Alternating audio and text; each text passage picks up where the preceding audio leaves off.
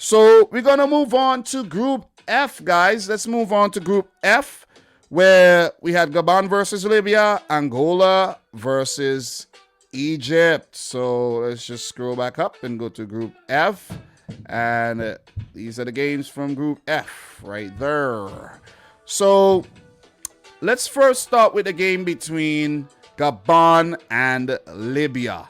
So against my prediction, Gabon actually beat Libya goal to nil. I predicted a 2-1 win for the Libyans because they have been impressive, barring, with the exception of their October against Egypt.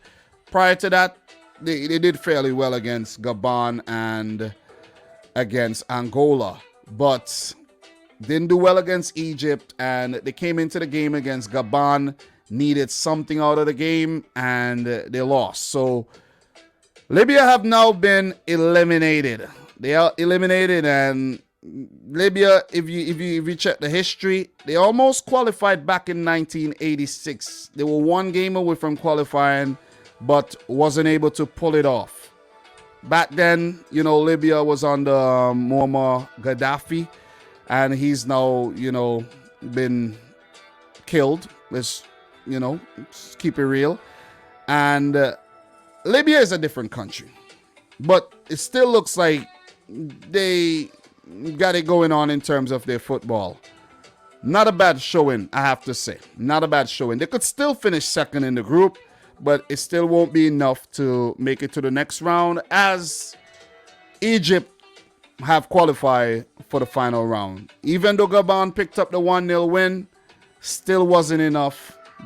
They didn't do enough during the group stages, and I'm afraid that 3-1 loss against Angola was a shocking loss last month, and they pay for that loss.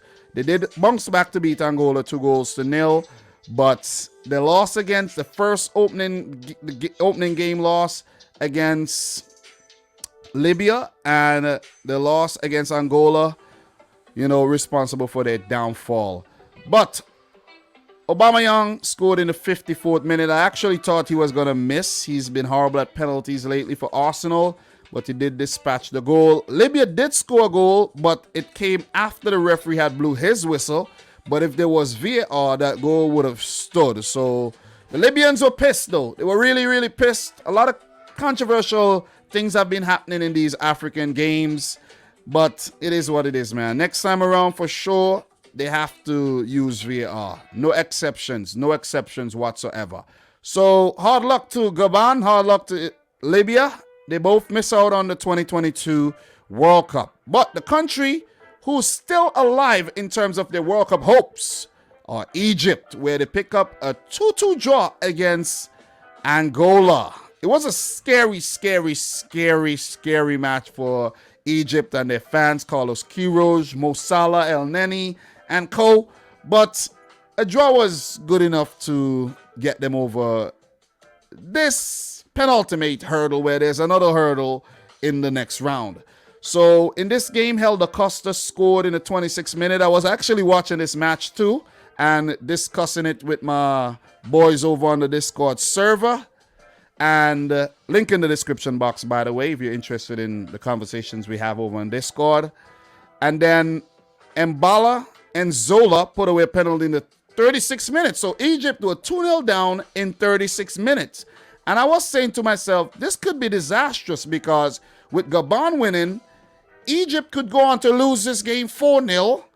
And then Gabon could then beat Egypt 3-0 and then leapfrog them in terms of the goal difference, and then Egypt, bye-bye. But they bounced back brilliantly. Mohamed El Neni set up by Salah in the 45th minute, and then Akram Tafiq in the 59th minute to give the Egyptians the equalizer. So I know Carlos Queiroz and his team and the fans and everybody was actually, shitting bricks, but it worked out, man. It worked out.